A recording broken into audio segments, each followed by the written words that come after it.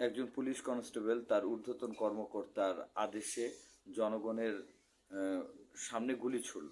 তো এখানে police constable তিনি জানেন কি তার ঊর্ধ্বতন কর্মকর্তার আদেশ মানতে সে বাধ্য। অতএব সে পুলিশ কনস্টেবল তার ঊর্ধ্বতন কর্মকর্তার আদেশ অনুসারে তার কৃতকার্য অপরাধ বলে গণ্য হবে না। তারপরে আসেন ৭৭ ধারা।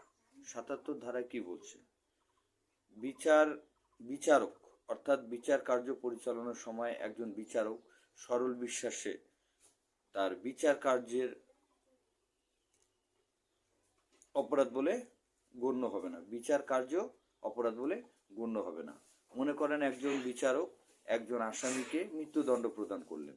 সাক্ষ্য প্রমাণের ভিত্তিতে আইনানুগভাবে বিচার প্রক্রিয়ার মাধ্যমে যদি একজন বিচারক কোনো আসামিকে মৃত্যুদণ্ড দেয়, মৃত্যুদণ্ড কার্যকর হয়, তাহলে এটার জন্য বিচারকের এই কার্যটি অপরাধ বলে গণ্য হবে না। আপনারা আসেন এবার ৭৮ ধারায়। ৭৮ ধারায় বলতেছে হচ্ছে কি আদালতের রায় ডিক্রি কার্যকর করার ক্ষেত্রে আদালতের রায় ডিক্রি কে কার্যকর করবে? অবশ্যই আদালতের কর্মকর্তা কর্মচারীগণ। এই আদালতের রায় ডিক্রি কার্যকর করার সময় কৃত কার্য অপরাধ বলে গণ্য হবে না। মনে করেন আদালত একটি ডিক্রি প্রদান করেছে কি এর জমি বিকে দখল দিতে হবে, অর্থাৎ বিয়ের পক্ষে ডিক্রি প্রদান করেছে। এখন সেই সম্পত্তিটি বিকে ডিক্রিটি বাস্তবায়নের জন্য আদালত কি করবে? ডিক্রিটি জারির কার্যক্রমের ক্ষেত্র বিশেষ হিসেবে আদালতের কর্মকর্তা কর্মচারী যেমন হচ্ছে নাজির সহ পুলিশ প্রশাসন এরা গিয়ে কি করলো?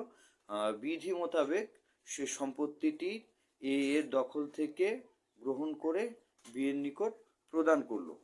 একজনের জমি থেকে বেদখল করে আরেকজন কাকে দখলটি প্রদান করলো। এই ধরনের কৃতকার্য অর্থাৎ রায় বাস্তবায়ন, ডিক্রি বাস্তবায়নে আদালতের কর্মকর্তা কর্মচারীদের কৃতকাজ অপরাধ বলে গণ্য হবে না। এটা হচ্ছে ৭৮ ধারা। এবার আসে ৭৯। ৭৯ ধারায় বলতেছে যে আইন সমর্থিত বলে মনে করে আপনার সরল বিশ্বাসে কৃতকাজ অপরাধ বলে গণ্য হবে না। যেমন উদাহরণস্বরূপ বলি, আমাদের ফৌজদারি কার্যবিধির ৫৯ ধারা অনুসারে বলতেছে কি আমলযোগ্য অপরাধের মানে এক কথায় অপরাধীকে বেসামরিক ব্যক্তি গ্রেপ্তার করতে পারে। যদি একজন বেসামরিক অর্থাৎ সিভিল ব্যক্তি যদি দেখে কি কোনো একটি অপরাধ সংঘটিত হচ্ছে, তাহলে সেই অপরাধীকে গ্রেপ্তার করে পুলিশের নিকট অথবা